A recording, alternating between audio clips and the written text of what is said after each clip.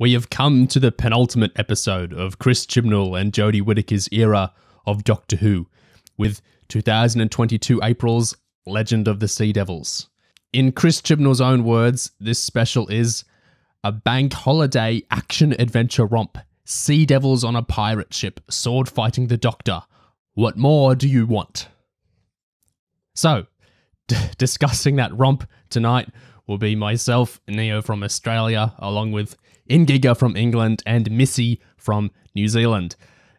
Guys, this is the second last time we'll ever get to do a contemporary discussion on a Chibnall episode. How does that make you feel? A little bit sad. No, it makes me sad too. I kind of missed being able to just sort of, have an episode that's just complete. You know what I mean? I think it's been fun. I think it's always been interesting to discuss, at the very least. Yeah.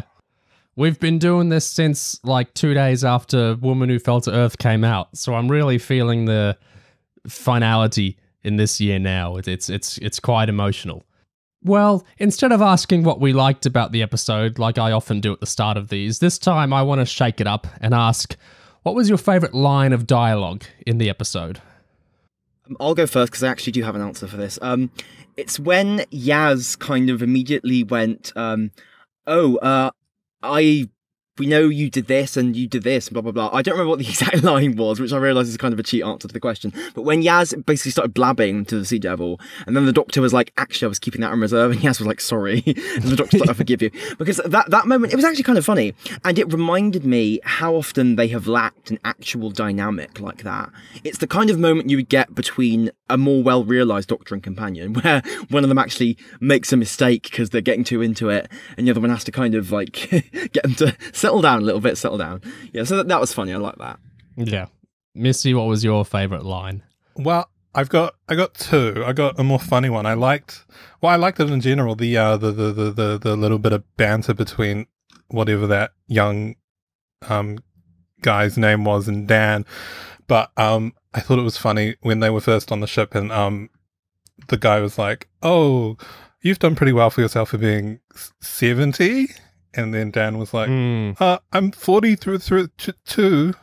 So I thought that was a good line. And I also liked, on a more serious note, and I do believe this is something we'll get into a lot later on, I expect, foreshadowing. But when 13 said, "It'd be with you" to Yaz, I thought that was very, like, a doctory way of revealing that. Devoid of any other context, we can, the Thasmin, but, like, actually just, like, revealing that bit of emotionality to do it in such a, like, techno-babbly heavy scene to just drop in. Yeah, we'll unpack that scene heaps, I'm sure. But yeah, I like that line. My favourite dialogue in the episode. So, when the father of the young guy, whose name cannot be remembered by Missy right now, when the father of that guy confronts our pirate historical figure, he says, "You have no idea what you're doing." That's what he says. "You have no idea what you're doing." And her response is, "I was about to say the same to you. Beat, beat, beat. Before I kill you." It's very you're a big guy for you. It's very, very that. Yeah, exactly. If I can cheat and have a second one, since Missy did, it would be, since when do Sea Devils have a ship?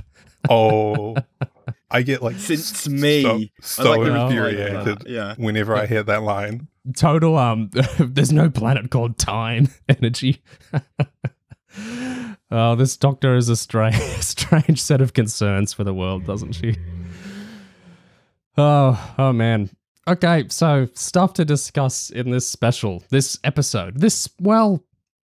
I guess that's the first thing. It's 47 minutes long, which is there are shorter episodes than that. And this was never advertised as feature length, like I believe the Centenary special has been. So, like, we're not entitled to a long episode, whether that's 60 minutes or 55 or whatever. We're not entitled to that. But still, Usually these out-of-season specials tend to be longer than usual episodes. Like Planet of the Dead was an Easter special and it was longer than usual. Normally specials are longer than usual. So this one being 47 minutes, I know raised a few eyebrows. For me, it was a double whammy because this week we got that first spin-off Doctor Who Redacted episode, which was 19 minutes, not 30 minutes like the BBC website said it would be. And then this special was 47 minutes, and I'm feeling, may I be disappointed by these runtimes, or should I just suck it up? I mean, COVID and all, production's difficult. Maybe it was always scripted to just be around 45 minutes. Am I being a sore viewer here? Am I complaining too much? It would have been nice if those extra 10 minutes that they shaved off of Sea Devils had been given to Redacted instead by some sort of karmic transfer, but it was not to be, sadly. I think with the length of this episode, it's like, in some senses, like the editing of it overall was so like slapdash. It's like you could easily suggest like, oh, maybe they cut it out on the editing floor or whatever. But also the script itself feels so like last minute that maybe it was just honestly just really short. Like it's not like it's very deep particularly. It's not like I can't envision very much that would have extended the runtime a huge amount. And partially I'm just kind of relieved that it was that short because I'm not sure how much more I could have taken. Yeah, I mean, it's not a short piece of television. 47 minutes is still meaty enough. I can tell you, it doesn't feel like a short episode of television. Well, that's the most minute topic about the episode that we've covered: the length, the runtime.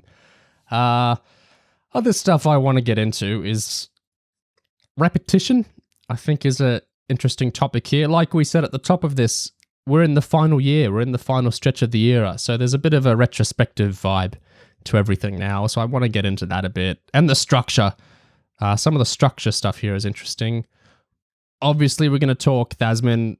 The three of us always have lots to say about that. We'll have plenty of thoughts on Yaz and the Doctor and the relationship stuff. I want to talk about violence a little bit as well. And moral standards regarding that. I want to talk a bit about River, because the episode brings her up.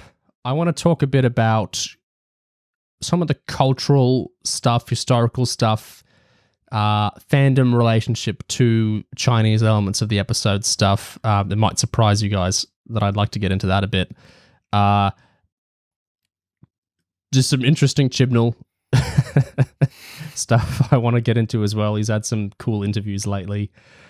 We'll talk about the editing of the episode, I'm sure. And the genesis of this episode, I think we all know a little bit about, and that's pretty interesting because this one didn't ferment up like a regular episode. Yeah, where do we want to start? Well, you mentioned it first, so let's just go with repetition, shall we? Since you brought it up first. Sure. Why not? You guys remember TTC, the second, the Timeless Children. You remember how that finale ended, which is that one of you guys described this. My voice is killing me today. Yeah. You sound like you've come down with some sort of chib. I'm ill. I am ill. It's not COVID. I've been tested, but I am ill. It preceded the episode. It's not related. But we'll try and save you some talking this week, maybe. Yeah, try and do some of the talking for you. You know what I'm trying to draw here. So, end of Timeless Children? Episode. Yeah, the Ko-Shamas connection. Oh, yes, of course, right. Yes. So the climax of Timeless Children, the Master is goading the Doctor to do some terrible deed and sacrifice herself and blow everyone up. And then just when she decides she can't do it, she's a coward any day, Ko-Shamas runs in and he starts babbling about how, it's my sacrifice to make because I was involved in the Siberian thing. And he nicks the button of death off of her. And she's like, oh no, but then she's like, okay, fuck it, and runs away. And Ko-Shamas presses the button. He's the old guy, and the Cybermen will shoot him. He dies, and then big bang, death particle goes off, and blah, resolution, episode resolved. And you can see a bit of a mild connection between that and this episode, where you have a character who feels designated to sacrifice himself by dint of being, several centuries out of his own time zone, and he's already been like stuck in a living death for this whole time, and he's just like, okay, I'll sacrifice myself instead of you, Doctor. Oh, God. I'm sorry, I must sound like the most boring narrator in history. But yeah, you can see how there's a bit of a parallel with other characters just volunteering themselves so the Doctor doesn't have to. It's so weird because like it's these scripts are being decided to be written this way. Why are you making your hero be like absolved by like a side character going, "Hey, don't worry, I'll take care of it"? It's just such a weird writing decision to me because it makes her look cowardly. Certainly in the Timeless Children, and avoidant, and it's just fundamentally passive and like react. It's like you're putting your hero protagonist like out of the picture, and you're having someone else do the sacrifice. It just doesn't feel very story-ish to me. It's like such a cop-out. Yeah, it's like such a cheap way to sort of have this drama at first, but then not actually do anything with it. It's like, oh my God, what's going to happen? And like, oh, nothing really, because we've got a random person here to bear the brunt of it while we just leave. It's very awkward. I think I can sort of see where it comes from, because the idea of one of the side characters sacrifices himself to save the day, I mean, that's been a thing since Classic Who, right? So it's like, it's one of those cliches that it's like locked in, it's like on the list of things that can be put in a generic episode. But then when you combine it with, oh, the Doctor's going to be the one to sacrifice herself first because she's the immortal Time Lord or whatever, you end up with this conflict where the side character sacrifices himself to save the Doctor. And it's like, it's just, it does feel like a very odd, like, alignment of priorities in some ways. Like the sort of the things aren't matched together very well. So side character sacrifice himself to save the world, that's one kind of story. Doctor sacrifices themselves to do something or other, that's one story. But then when the fusion doesn't quite play so well. When it would happen with, I know we do this every time and everyone does this every time, but past incarnations of the Doctor would fight against someone else standing in for them, sacrificing themselves in their name, but 13 is very much like, oh, okay, I'll go then, and you can die. It's quite fun to imagine her at the end of Forest of the Dead with Raymond Rivers plugging herself into the library. It's like, River wouldn't need to handcuff 13 to the radiator or whatever. And then it would just end, and it wouldn't be the bit of 13 running down with the sonnet. What gets me about it is no one is forcing Chibnall or Ella Road or any writer here to structure episodes to have a climax like that. Like, it's like stories don't need to climax like that. The scripts don't have to come to a point where, oh, the world is going to end unless someone sacrifices themselves in this situation with this. Like, that doesn't have to happen. You could write it differently. You could have the stakes differently. You could have the plot different. It's just weird to me that this well keeps being returned to in this era, and it just feeds into so much weird characterization stuff with this Doctor and her passivity. I just don't get why we keep doing it this way. I think there's a set of assumptions about adventure stories, maybe, how Doctor Who stories ought to work or are supposed to work or whatever, where, like, someone has to die or whatever, and has to be a bit of pathos like that to kind of make it feel, I don't know, like you've been on more of a journey or something like that. So, you have some good guys who live and the good guy who sadly dies, but at least it was for a good cause. And it was a romp, everyone's happy. And there's a weird ideology of assumptions to it, and it's maybe not so great. I think when you're doing stuff just for the sake of doing it, rather than because it's really there's really any interesting ideas or thoughts or passion put into it, it's just going to play really hollowly. I think a related thing with this episode, because we're talking about the show, this era's weird approach to sacrifice, the Doctor's weird approach to passivity. I think a connected thing is the approach to violence and pacifism in this era. So we get a classic, Carl, you had no right to kick the stanza off the thing. We get a classic moment like that. You had no right to kill the Sea Devil guy who'll sacrifice yourself for me in a few minutes. You had no right to stab the nasty Sea Devil. And then we have a big fun scene of Dan just wiping the floor with a bunch of Sea Devils. Is it literally the next scene? It's like within the same sequence. It's pretty much the next scene. It's like 2 minutes apart. Just what was going on in this era, in this episode? Like, I refuse to believe the editor could not see. This is a bit weird to square up these two ideas like right next to each other. What's the thinking here? Can either of you walk me through that? I mean, I wonder if to some extent stuff like the Doctor suddenly like taking issue, like, oh my god, because she's about to leave, and then she turns around like, oh my god, you killed him, you didn't have to do that, and then it's just, you know, tidied away. I wonder if that was inserted on one of the redrafts, because I think just the general sense of incoherence is like, it just comes from things not being thought of holistically, like at all. And as for the whole sword fight bit, I mean, I wonder like to what extent any of the action, any of these scenes is like even scripted, or if they just made it up on the fly, or just, and God knows. Yeah. Also, just before we move on, that bit, the bit where Dan is with Ji-hun, and then he kind of swings around his sword and wipes out like a whole ring of sea devils, and Ji-hun is like, where did you learn to deal with your enemies like that? And Dan is like, oh, you should meet my mum. Like on my attempted rewatch, that was where I just gave up, because the thing is, when they did the similar kind of thing with the Wok in Flux, right, and the whole idea of like, oh, Dan's family are like, Dan's from a family where comedic antics happen and people get bashed over the head or whatever. Like, that joke worked then, but in this case, it's just like a non-joke. Like, Dan just sort of swings a sword around. Like, what does that have to do with his mum, honestly? Like, fucking nothing. But just because we're meant to vaguely think, oh, I guess his mum is really, is quick to anger, I guess. Like, it's just so lazy. Like, it's just asking us to make all the connections and assumptions here, and just like play on all these really crap broad cliches about mums, of course, and about, I guess, working class families as well, and it's just so rubbish. It's just soul crushing. I know we have a friend, the three of us, Dilb, who's sometimes on these discussions, who really, really hates that type of humor. It really incenses him. The humor that's just like, oh, it's like a folksy little reference, my family member, or the place I come from. Oh, you know, you do that there. Oh, mate, that's a Yorkshire love letter. You know, oh, better name than Stebble, mate. This kind of folksiness. Where I come from, swinging my sword. This is a love letter. You know, you should meet my mum.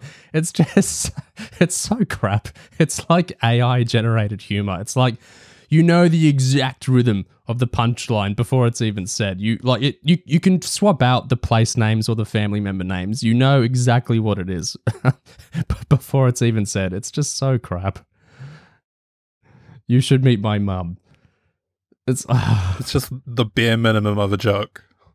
How many episodes of Graham saying shit like this did we already get? It's just I'm so sick of it. There's just folksy, oh, where I come from, there's a smaller scale domestic thing, which is, you know, equivalent to this high concept thing, but it's like, it's a small town, or it's just a family member. Isn't that crazy? It's just enough. Just like my uniform camera.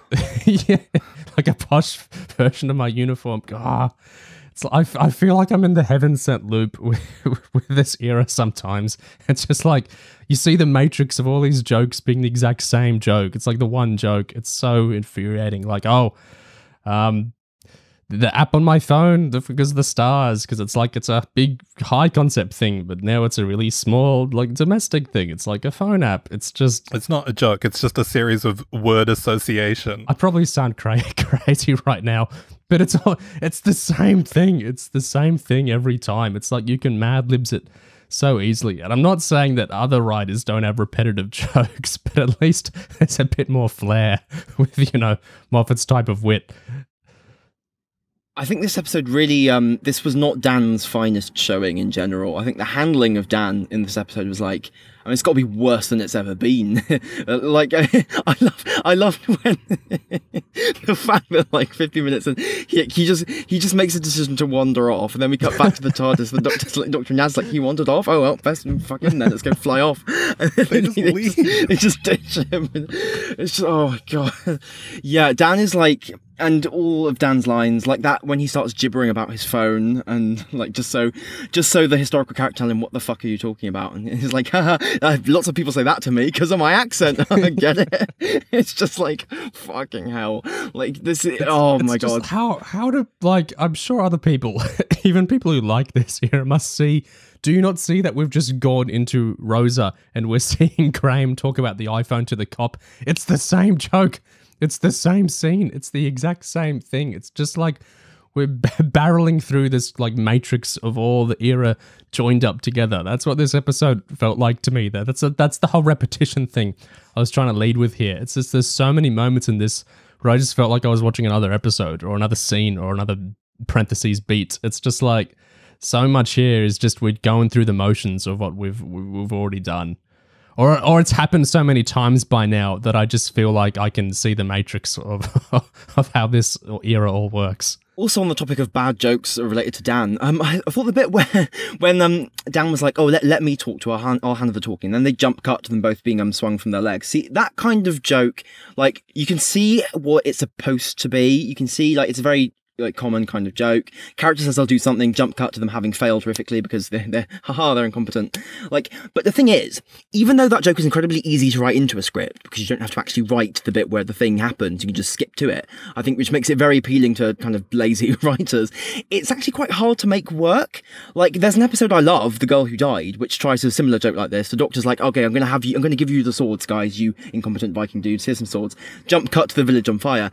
Like, that episode's great, but that joke doesn't quite work. I think you have to really get the timing right with that kind of humour. And all over this episode, there's just like really awkwardly paced, edited attempts at humour. And it's just, on the whole, it's just really, it's exhausting. It's exhausting to witness. I think the thing with jokes, not just like in dialogue, but like visual jokes, like jokes from like a smash cut to something, is like, there aren't that many jokes. Like, there are no infinite jokes, you know, especially not in like an adventure story. There's only so many things you can do. But I think part of the fun is like you do them in a surprising way or a new way, or like the joke about, I have a phone with an app, so I didn't actually learn the stars. Like, there's a way that maybe could have worked if it was written really funnily, like by someone good at that. Like, there are some Doctor Who writers who are really witty, and so they can, like, Moffat repeats some of the same jokes so many times, and sometimes it doesn't work for me at all, but often it will, just because he's good with wordplay, so he like finds a new funny way to phrase what is absolutely the same joke, but it's like new in how it's phrased. Here it's like the visual jokes and the dialogue jokes, it's just they feel so AI generated to me. It's like there's no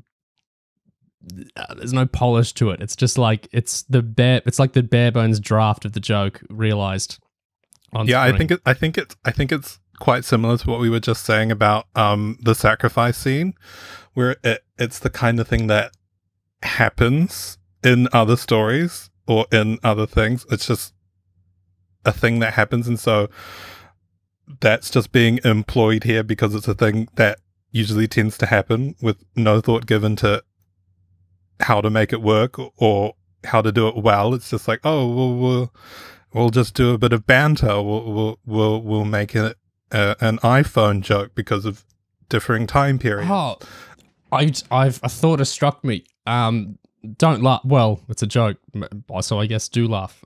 You remember in Resolution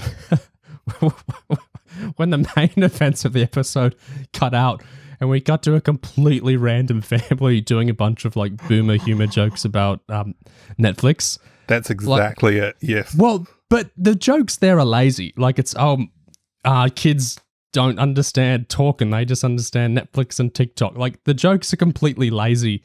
But the realization of the joke there, maybe it's lazy, maybe, but it's not normal. That's not how jokes usually work in this show, is to cut to a random cast that isn't related to anything in the episode doing the joke. And so part of the reason I find that scene funny is because, like, it's just so bizarre and surprising. So much of the heart of a joke is the surprise factor. It's so surprising to cut to a random family squawking about Netflix. Like, it's really clumsily done in the episode, but it's not done like in the normal way you see a joke done here, which is like Graham says some boomery thing about phones, or Dan says some boomery thing about phones. And that's just the characters are in a scene with everyone and they say their stupid line.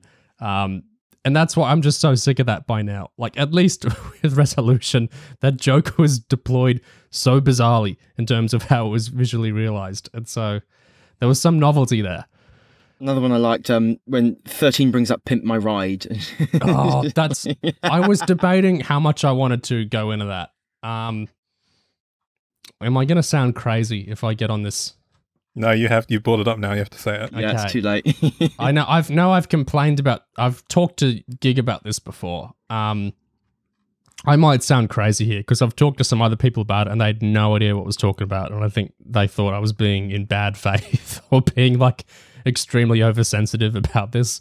But and I so rarely see this brought up by anyone, and so maybe I am being really oversensitive and weird about this, but.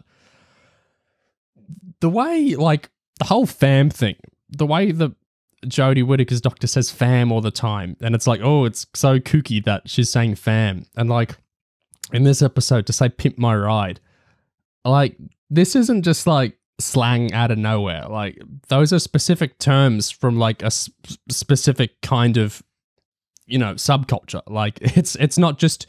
I think the generous way to think about it is maybe that Chibnall just sees this as generic youth culture stuff. And so it's just like what the youths say. But I don't know, it's always given me a weird vibe when she takes terms like that and just deploys them and like, oh, it's a dorky old white person, you know, saying something black teens might be saying. Like, I don't know, it doesn't make me feel... Whenever I see like an old dorky guy say... And we'll say pimp in any context, really. Certainly pimp my ride. Like, I get my hackles raise a little bit, and I think this is like, what kind of dude is this? If I hear someone in real life start using slang like that, who's like a white old boomer, and so when Jodie does it, you know, and by proxy when Chibnall does it, I don't know, no one else seems to really care about it. So maybe I'm completely off base, but it's always made me feel a bit weird how much she uses these terms, fam. And then there's Pimp My Ride. To be fair about Pimp My Ride, like that was also the name of a television show, which I know a lot of British people, like white or otherwise, will have seen. Which so that maybe he's like harking all the way back to that. But I totally see where you're coming from with like the fam stuff and like the way in which the way in which Jodie comes off as just kind of like again like dorky white woman, like hello fellow kids. Yeah, it's even like Pimp My Ride. I remember when that was really really popular. With Exhibit, and you know, there were so many memes about it back in the day, but so many of those memes are like, it's like, we've got a funny picture of Exhibit up and we're like doing like some dorky, I put my X in your Y Inception Exhibit, you know, it's like, I don't know, maybe I'm totally crazy here, but I've always just gotten a weird vibe with like the gleeful way some people deploy these terms, and like it's like, are they making fun of themselves or are they making... Who are they making... I don't know. Some weird vibes. No, I get you. I didn't feel it with fam, but the Pimp My Ride, I was like, oh, interesting choice. Like, 13 just has weird. Powerful cringe like all the time. Yeah. So, another thing I liked when Yaz was to 13, like, you're like a kid sometimes, and 13 was like, thanks, what, only sometimes? Let's take a look at the shipwreck. It's like the perfect marriage of like awful dialogue and like a performance. It's just like not trying to make it feel natural. Absolutely atrocious. So bad. I remember thinking that was like the first time Chibnall had written like banter with Thasmin in mind, and seeing it come to life on screen, I was like, oh my gosh, 13 does not know how to interact with a human being. This is kind of things we're not going to talk about, but I should bring it up. Before the episode aired, I went and I listened to some podcasts and I read some articles on the historical figure in the episode because I was anticipating more like stuff from that. But I didn't get around to it, but I wanted to rewatch the old 1970s The Sea Devils serial with John Pertwee's Doctor, because, man, there's a lot to talk about in that one. I even thought of watching the Silurians because that connects, of course. I thought stuff from the Sea Devils, which is kind of like a narrative about God. There's a lot of complicated stuff of like colonization and violence and pacifism and like genocidal approaches to indigenous populations. There's a lot of heavy stuff, and there's a lot you can talk about how it was handled. If you're talking about it now, and also the historical stuff, I was interested because there's a lot I thought would be used here, especially in a story with the Sea Devils, but it wasn't. So where I'm coming from with that is we should talk about the Sea Devils as they are in this episode, which isn't as like a big political thing like I was expecting. Like I read the old Sea Devils story as they would kind of hear just as like I don't think they needed to be the Sea Devils. They could have been any just kind of random. The brief bit where they actually allude to who the Sea Devils are, when 13 Yaz are in the TARDIS, and 13's like, they regard this planet as their own. And Yaz is like, well, that's not good. And that's it. It's like, it really is like, it's like the worst possible kind of approach you could take, really. I mean, obviously, the episode doesn't care, like, about that element at all. Yeah. Which, again, is like you say, it doesn't need to be there. Like, it's really, like, why is it the Sea Devils? It's just it's very strange. I mean, at the end of the day, they all just get slammed into that black hole thing, and it's like, whatever, sure, fine. the only, like, little political Sea Devil thing we can read into is the Doctor phrasing it as, what, like, they believe that it's theirs, or, like, they see it as their, like, that's a, like, I mean, what, are you saying they weren't here first? Like, what is, how, it's a weird way to frame it. They were, like, they are indigenous to Earth. It's not a point of view. It read to me as such a, like, childish black and white simplification of it. It's like, oh, they're the bad guys of the episode, so we're just gonna, like, skim over this entire history and just be like, oh yeah, they think they used to be here. That's not good. Let's move on. Yeah, and Yaz's that's not good. Like the line the Doctor gives is so vague. Like, is it not good that other races exist? That they were there first? Is it not good that they think they were? Like, what exactly is not good here? And of course, their plan is to make the Earth aqua once more. Yeah. The way they put it. I kind of like the pole switching idea. That's kind of fun. I wish there was a bit more done with that. Like the wacky star visuals. It's a kind of cool. I can see like a Kill the Moon-esque kind of very fantastical take on this idea of switching the poles, where we might like completely disregard the science of it and just do like a fun kind of, ooh, what would it mean to switch up the poles, like to reverse the Earth's polarity? What could that do? Like, I think it's a fun idea. But besides the star visuals, not much was really done with it, I don't think. Maybe if McTighe had written this, could be about climate change. Yeah, them flooding the country. we need to open the new sea routes.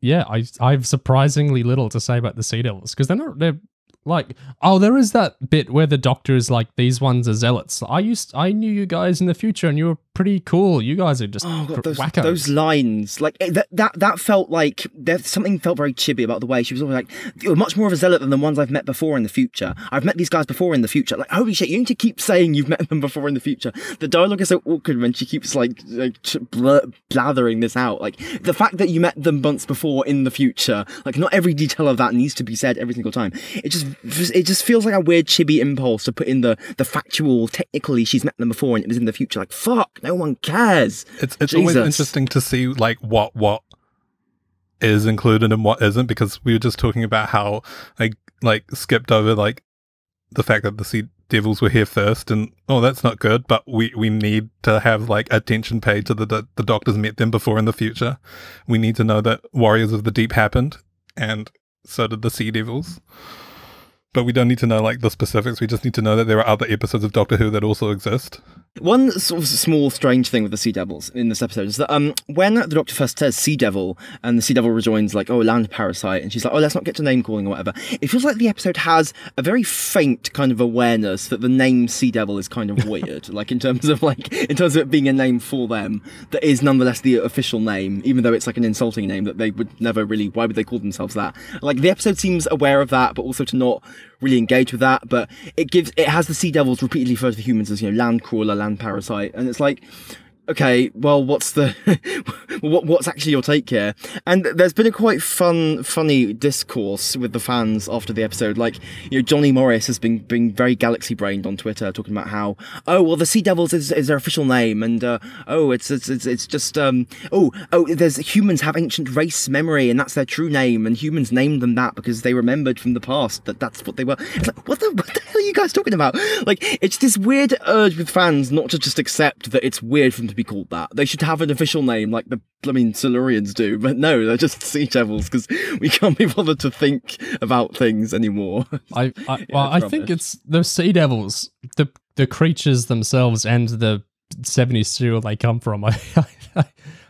They're a massive tell on fans, I think, what they think of the original Sea Devils story and the Sea Devils themselves. Like, some of the shit people say about the Silurians is like, and the Sea Devils, like, it's all make-believe, fantasy, sci-fi nonsense, sure, but like, it's at the end of the day, it's a story about an indigenous population and, the British, like the British military unit response to them. And like, you can't depoliticize those old you can this one because it's so bare bones, but the old ones, you can't depoliticize those.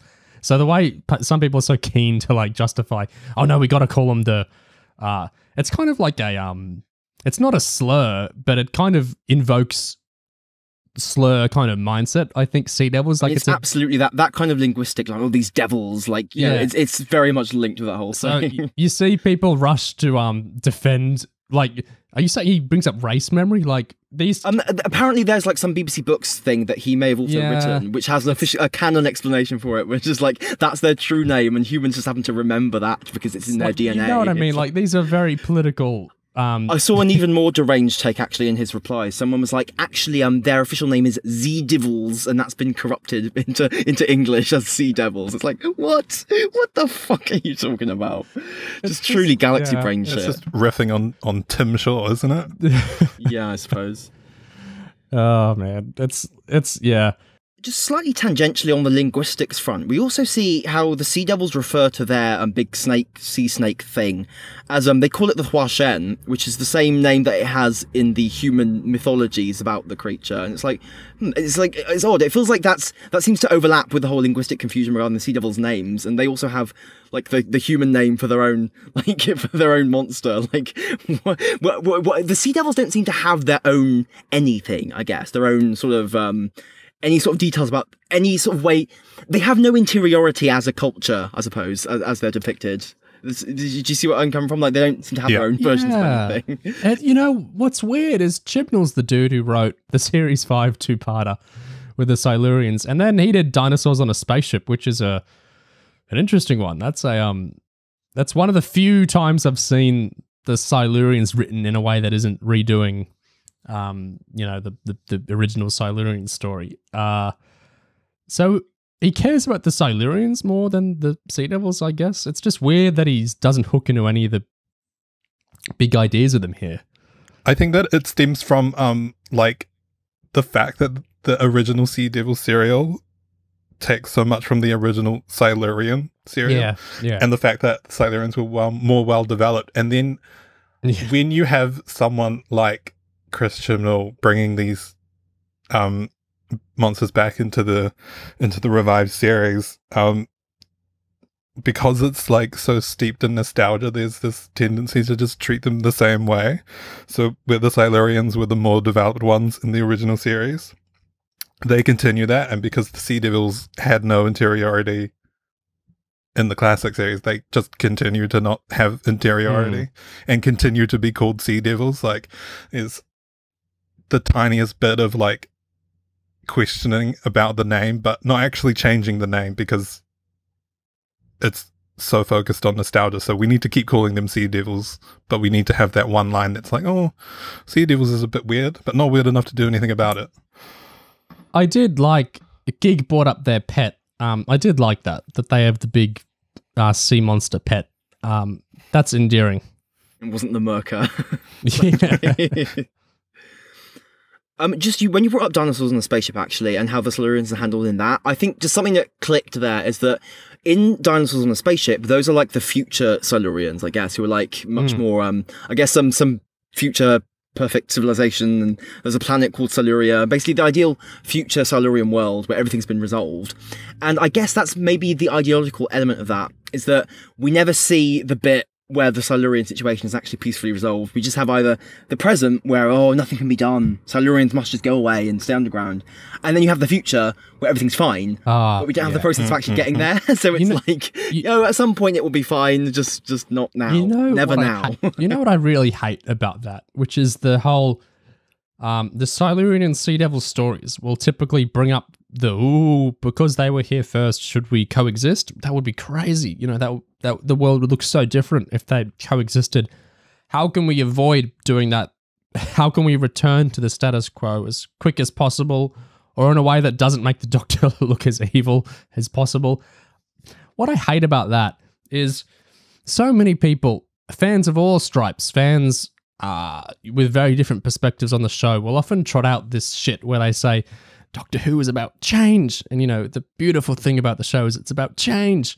And change herein is imagined as, I brought up Mad Libs with like the dialogue earlier. Like what threat of the week can we swap out? What planet of the week can we swap out? Let's do the same status quo of storytelling, basically, with the show. But it's about change because it's a different alien each week or something. They're doing the actual meat and bones. No, the actual meat of the Silurian or Sea Devil's story that isn't told would be, okay, they come in, not just Vastra, not just one or two, but an actual reckoning with what's happened between the humans and these indigenous creatures here, which is how would they be incorporated into society? And maybe it will be written in the way that like Series 9 did the Zygons, which is, it's a pretty interesting way. Harness and Moffat decided to go with that. But, they did actually try to go, well, we'll integrate them into society and we'll see how that's done. It might end up we decide to make them all, basically masquerade as humans. But, at least we've written the story of how the coexisting is going to happen. I hate this avoidance shit where it's like the show will do episodes where, it nearly has to happen that the Silurians or the Sea Devils will come to a reckoning with modern Earth, but no, then they get refrozen or blown up or whatever. And then we can skip and we can do a story in the future when it's already happened. But there's just like this loathing to actually do the story suggested by all Silurian and Sea Devil stories, which is what if they did have a reckoning in the present day? And it just annoys me because I hate when this shit about Doctor Who is about change is always trotted out, and yet, so many writers avoid doing the stories that would actually change the way the show is made or the way the stories are told in it. And I get that, we can't afford to have the budget for, the creature, but that's your problem. You're the ones deciding to bring it up in the first place by doing another Sea Devil story or whatever. Yeah, I think fundamentally, like the level of nostalgia that would cause an episode like Legend of the Sea Devil to be made is just so often linked to stuff which just like, you shouldn't be doing this. Why are you having this nostalgic impulse to do these stories that are just going to be bad? Like, why? It sucks. Like, imagine if we get a nostalgic Talons revival at some point, and not in Big Finish. I mean, in the TV show at some point, because Big Finish has been doing more than their fair share of that. That some kind of connected to the underuse of Sea Devil stuff to me was the underuse of our history, our historical figure, and the general history around the episode. When I heard she was going to be in the episode, it made sense to me because, like, Sea Devils, like colonization stuff, like that's a very natural thing with them, who they are. And our historical figure, like her conflicts with the Portuguese and, 19th century China and Portuguese stuff. Like, I assumed that would be like the linking, like maybe we'd get the Battle of the Tiger's Mouth in the show, but with a twist that Sea Devils or something were involved, or, I just figured that, like, if we're going to be including this figure, we'd be like using some interesting bit of her life. Not really. Like, she kind of felt like it's like our man that we went back to that sacrificed, he's not a real figure. I feel like she might have not been a real figure and then just got like in a later draft, oh, what if we used so-and-so here? Because, like, she doesn't really feel knitted into it. Like, I know Radio Times tweeted out, like, their article they did on the actual history after the episode aired, but it's like something I hate with this era sometimes is this general idea of, oh, we brought back the educational remit. And then it's like, well, have you, like, what about this episode is, like, connected to history or about history? Like, a person existed and had this name. Like, that, like, I don't understand really what we're meant to see of her beyond the fact that she's, you know, a pirate, a very successful pirate, like, but, like, there's nothing of her actual history really here, or there's nothing of that much interest to me beyond just, like, her existence. So I hate that about when episodes, not always in this era either, but they get talked up for, oh, look how educational it is, or look at the historical value, and it's like, well, what? You're not really doing anything. You're just, like, having someone's name in it and hoping they'll Google them later. It's not really integrating anything about what's interesting about them. Even by the standards of this era's historicals, it was quite, like, sloppy. I mean, in Flux, we had Mary Seacole, who was not exactly handled with some great degree of care, but there was at least an element, like, when she was looking after Sontara in her hospital, right? That's a way of weaving in who she was as a person and her historical significance into the story in a way that's kind of funny, kind of cute. And, like, you know, there was more effort put into that than there was in anywhere this. It's like, so it really is just like, we just have a generic pirate type character. And yeah, and, like, and in terms of all of the scenes with her, like her dialogue and with that boy who's, like, wants to kill her and then doesn't later, and, like, in terms of the guest ensemble, the relationships are so, I guess, flimsily conceived that none of their dialogue or humour or banter or drama really lands at all. Like, in particular with the kid and how he's just like, oh, if you let us through, we're gonna kill you. And then she's like, okay, you guys can work my ship. Like, you know, it's all good. It's just like, it's so half-assed. Like, it's just really insufferable. But I did like the shot where the stars are in her eyes. That was just a random moment of, like, oh, let's do a really nice effect shot here. Just kind of trying to offset the sheer crass shitness of the rest of this story. I read in Doctor Who magazine 576, the actress for our historical figure read Larry Fane's historical fiction novel on the figure, and she was reading all this stuff about the figure before the episode came about. She was, like, just interested in herself. Like, she had her own interest in the figure. And so she knew all this stuff already and had, you know, read that novel about her and, you know, read stuff about her. And so in Doctor Who magazine, she's talking just a little bit about some of the really fascinating stuff in this historical figure's life. It's like, and the episode doesn't even really reference it. It doesn't talk about her, son/husband. It doesn't talk about, like, the conflicts with Portugal or anyone really. Like, it's just, she feels so like generic here, or like could have been anything, could have been anyone. And it's so frustrating to me because people, I just hate the lines where people are like, oh, these episodes are great because they're about history, or, you know, they're so inspiring how they educate. What are people talking about? Where? Where? Besides hearing the person's name, and so getting the impulse to go Google them and then actually learn about them. What is in here that I'm not seeing that's meant to be interesting about her? I can see Madame Ching joining the girl boss lineup from Spyfall. Just like that general sense of superficiality. She's one of those historical figures where, like, I wouldn't, when I hear Doctor Who's doing an episode with her, I have no idea what part of her life they're going to use, because there's so many rich periods they could have, like, plucked her from.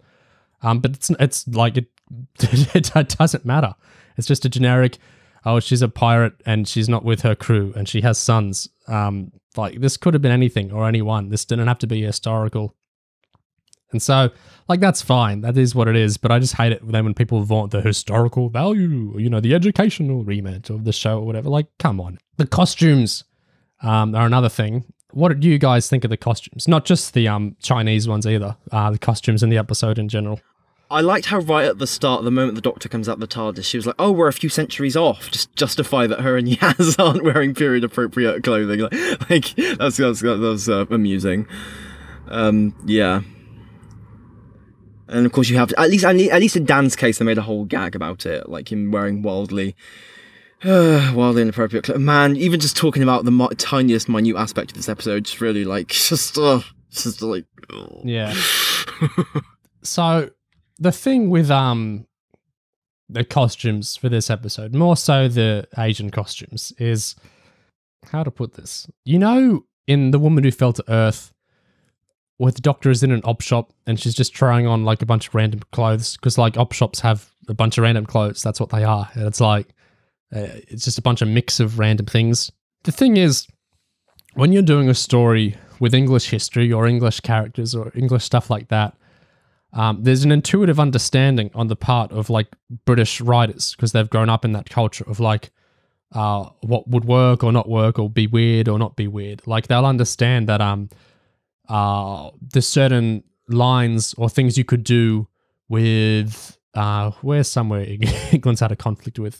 There's certain stuff you could do with Irish culture in an episode set in England that would feel wrong to people, for example, because, you know, there'll be that intuitive understanding if you're from Ireland or you're from England about, you know, these conflicts exist and it's not the same culture and it's different. They'll have that because they've grown up in that culture.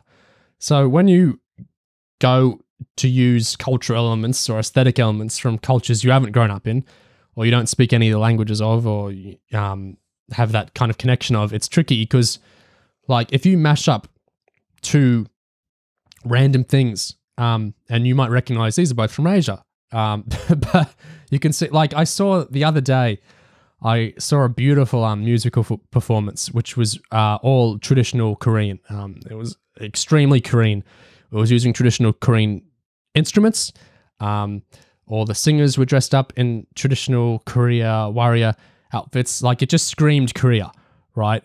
And I saw this comment on it saying, oh, it's so cool that they've used all Japanese aesthetics for this performance. And it's like, it's two things. It's a couple of things. It's one, it's just their own ignorance. Like, they don't know enough about Japanese culture or Korean culture to recognize what that instrument is or what that costume is.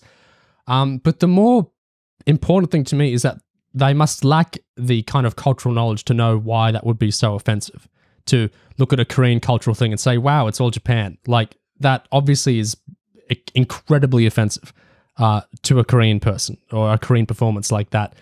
But not only would this person, wherever they're from, lack the knowledge to tell what is Japanese or what is Korean, they'd lack the know-how to know why it's bad to like say, oh, this Korean thing is Japanese. So with the costumes in this episode, in Doctor Who magazine, there's some talk about, like, they'd go around and they're finding beautiful silks to make period oriental tops for the Doctor, and they go around and find authentic Chinese slippers for Mandip, which come from China. I think you can see it, even if you don't have like a big knowledge of Chinese, like aesthetics and eras as regarding to costuming. I think these outfits do look a little mixed up, wouldn't you say? I noticed before the episode actually aired, some fans, like some Chinese fans as well, were kind of pointing out, like, Ji-hun's costume. Like, why is he dressed like that on the high seas? And I think even if you know absolutely nothing about the actual context of what would be accurate in that situation, even just watching the episode, something doesn't quite seem, like, right. Like, hang on, like, they're on the high seas. But yeah, it's like the sort of play and dress up kind of Doctor Who thing where we're just going to muck around in the... See whatever the costume shop has, and it's just, yeah, it's cringe. Yeah, it's just the tricky thing. Like, I think everyone likes Doctor Who, going beyond Britain, and, you know, using cultures and kind of figures that it doesn't normally use. I think everyone, you know, on all sides of the fandom generally likes this, as far back as the 60s. But it's tricky because, like, you know, these mostly British people working on the show are going to lack some of the intuitive knowledge to work out where you can just mash things together and it'll be fine, or where it might read a bit weirdly to people. to a big it's not even just the intuitive knowledge or whatever, like it just in terms of the resources, like if you work in the BBC, like there's so much period stuff because period television is so huge in Britain because of all the locations we have and just stuff like that, and so the costumes are going to be there, the resources are going to be there, all of that is going to be the architecture, the infrastructure to help you get period British stuff right, or period, even just period European stuff is going to be so like bedded in, it's all there. So like you can't, if you're going to like go beyond Britain, you have to actually put in the extra effort, and maybe like people just don't like realize that, or like consider like, okay, we're going to actually need to actually do the extra research that we wouldn't normally have to do if we were just doing Britain again. I think some people would respond like, but hey, there were Asian British actors in the episode. The director is Chinese, therefore isn't the onus on them? Or, you know, wouldn't they have like brought up if something was weird? And it reminds me, Gig, you remember when we watched the yes, I know 2019 Watchmen show? yes. Whose intrepid showrunner, Damon Lindelof, just decided that he would not hire, you know, like a consultant or a like sensitivity checker for all the Vietnamese stuff he wanted to use in the show. What he would do is he would just ask the Asian American actress on the show with Vietnamese parents what would fly and what would not. So this actress, not getting paid extra, she's only being paid as an actor, is getting bothered by the showrunner coming, can we do this? Like, is this okay? Like, can you imagine what that's like if you're an actor or you're a director, especially if you're like a not a super established one? Imagine what that's like if the showrunner is asking you, is this okay? But then imagine what it's like if the showrunner isn't asking you. What if no one's asking you, is this cool or does this make sense or would you do it a different way? If no one's asking you that, are you going to bring it up? I don't know. So I think even the element that like someone should be an expert on that stuff just because of their ethnicity, I think is, again, even by itself, that's a strange assumption, and it'd be really awkward if you're put into that position, you're not actually some sort of expert. Like, it's a weird kind of diaspora sort of problem, like if you just get assumed to have all the cultural knowledge in your head, like what, you're not necessarily and it's like, will. Even what if they think something that like a lot of other people wouldn't think? Like, what if that actress on Watchmen thought something was okay that maybe most Vietnamese wouldn't think is okay? Like, it's such a dehumanizing thing to be like, it's a weird I can compress like in terms of China, like I can compress over 1 billion people's opinions into, you know, one director or, you know, one actress with Chinese parents or grandparents or whatever. It's like, it's just insanely dehumanizing and awful. Yeah, and it's why, you know, it's why research and actually talking to people and consultants and stuff, that's why all of that is the thing. You actually talk to people, engage with the world. You don't just try and take shortcuts, which is what everyone's basically suggesting, you know, take the shortcut. I think even the dynamic of like someone coming and saying, is this okay, what I'm doing? It's even like, it's a weird way to start because it's like, I've already put the work in to make this. Are you going to say I'm okay? Or are you going to tell me to do more work by fixing it? Like, it's a whole messed up. The whole dynamic of it isn't right, if you ask me. Well, if I'm floating around this topic, I should get more into it. When people learned that this episode would have like Chinese elements to it, Chinese characters, Chinese history, people learnt this through leaks or the official press release. You got a lot of talk, didn't you? It's well. You get, you know, when Syria appeared in Can You Hear Me, I didn't see a ton of people start squawking out judgments on millions of Syrian people in the world, because Syria was in the episode. But time and time again, when some UK or US fiction has something to do with China, I see so many people salivate and like rub their hands together with this glee at getting to babble whatever racist shit they have to say about China and Chinese people and these insane judgments they're going to make on literally over 1 billion people. We all saw that stuff like people, so before the episode even aired, people start bubbling up. Oh, I've heard China find something offensive in this episode. Oh, we get to talk shit about the Chinese censors, the spooky Chinese people that are, oh, they're fucking up our episodes or whatever. Like, it's before anything's even happened. Just the mere word China is like exploding racism out of people. It's insane. And so China find anything offensive. You start seeing people rumor monger about this before anyone's even seen the fucking thing. And it's like, just the joy that people get to go smear their racism to over 1 billion people. It just does my head in. It's so disgusting. And I see so many people doing it before the episode and doing it after the episode now. How can they not look at themselves? It just, it blows my mind. The arrogance that people have. And it's just, I don't know, when other episodes are set in other countries, I don't see this so much. Like, I didn't see any weird serious shit. With Can You Hear Me? Or when... Maybe, when the whole Sontar replacing Russia thing happened, there was a bit of like, and not so much racial themed, but there was a kind of like a Russophobic kind of vein that cropped up out there. And I think it's when it's countries that in particular have some sort of like geopolitical kind of, when there's any sort of awkwardness in terms of like the West versus like, other sort of large powers in the world. And that's when all the kind of the craziness kind of comes out. I think the one relief of this episode being so shallow and so not engaged with like the setting or history at all is that we didn't get the level of insane discourse that I was worried we were going to get. Yeah, same. Like, none of that happened ultimately. It boils my blood that, like, when me being Australian, might come up in conversation here, like, none of you start talking about Australia's government or, like, Australia's political leaders or anything. It's just like, you know how Jodie Whittaker gets, because she's the first woman doctor, she represents all women and that she has to do right by all women and that kind of insanity. And like we were just saying, like, the one, Asian person on a production has to deal with all this, like, you are treated as the sole, Asia person in the world, where how we're going to judge you. It just does my head in that you just bring up the word China here and people leap to like make these huge political like exclamations and talk about all this nonsense. Like, so I was relieved that the episodes itself didn't really hook into. Well, I was frustrated that the Chinese history wasn't much an aspect of the episode because it's really interesting with our historical figure and the stuff she got up to. But it's a relief that Chibnall didn't to do what he might have done. He didn't have his Russia type of attitude towards China here, so that was nice. But man, the fandom, it's insane to me. The people are so eager to be racist, and I can't stand it.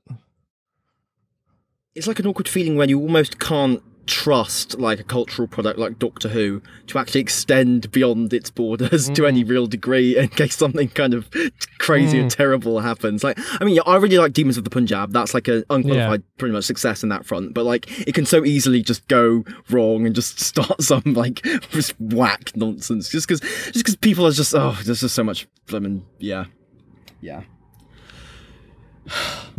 My expectation was going to be that there would be very little Thasmin stuff in the episode, and people would go, the Chinese censors. They got to it. They got to the episode. They cut out the gay stuff, because that's what happens, right? I saw a headline on Forbes that China hate gay people or black people or something, and they cut them out of movies. I saw a headline about it somewhere. That makes 1 billion people evil to me. It was definitely true.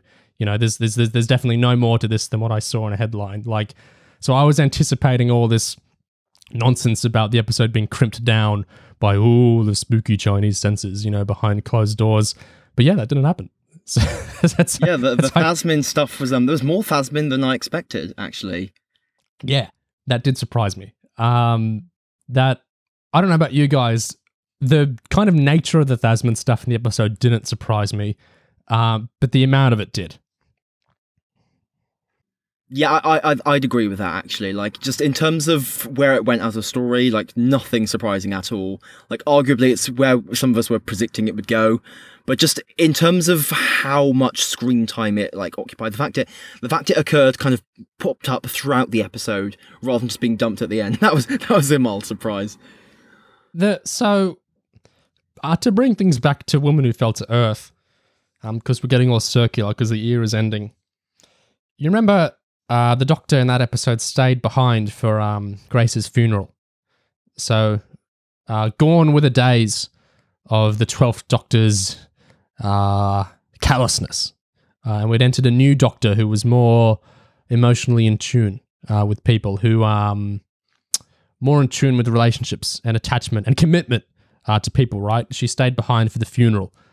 And so we've seen this carried through in her in her relationship with her companions over time. Because what does she do in this episode with Yaz?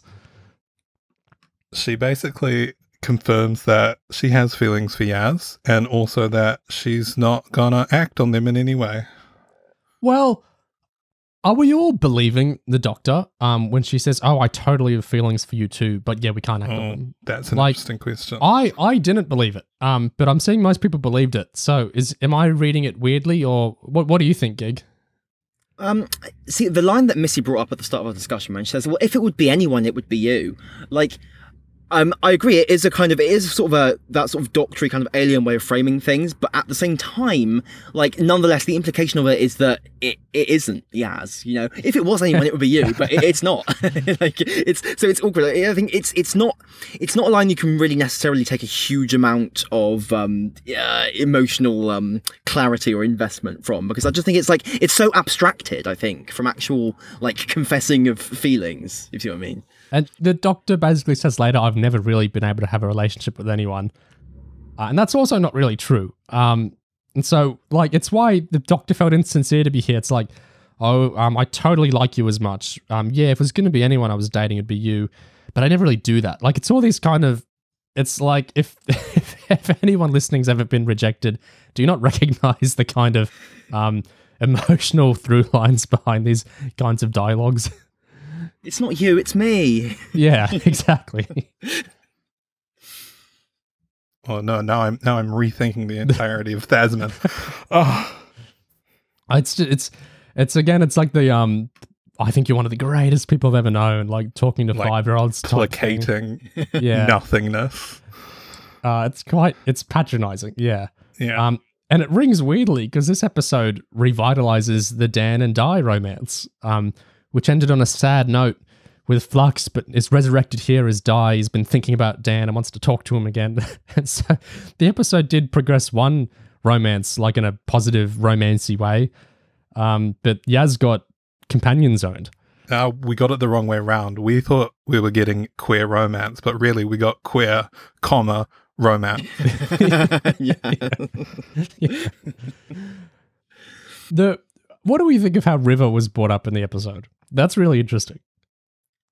See, the way that came off to me, like the fact that the first time Yaz even hears about the Doctor having had past relationships and a wife is just like, as she's being pretty much like, you know, companion zoned, as you put it, the Doctor just randomly brings up, oh, I've had past relationships before and a wife, you know, I've been married to a woman before, just not you, okay? Not you, yeah. It's like, it's that way of suddenly expanding the scope of what Yaz knows about the Doctor's life, all of a sudden, to make Yaz appear very small and insignificant next to all of it. And obviously that may not have been like, you know, intentional or whatever, but like, that's how it comes off. It feels demeaning to Yaz and just very belittling of her. Like, Yaz, you don't even amount to like 1/10, but also kind of rubbing salt in Yaz's wound in terms of like, oh yeah, I've loved women before, but now I've sworn off of that. You suck. You don't count. Yeah, it's so weird to me because Yaz, I can't fix myself to anyone. I've never been able to.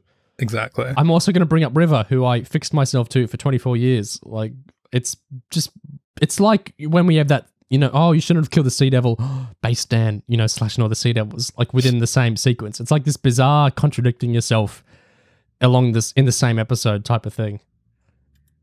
I found the whole selfishness of it at the end really weird as well. Just the extent to which, oh, I can't commit to you, Yaz, because, you know, I'm the curse of the Time Lords will have to part ways and it will hurt me.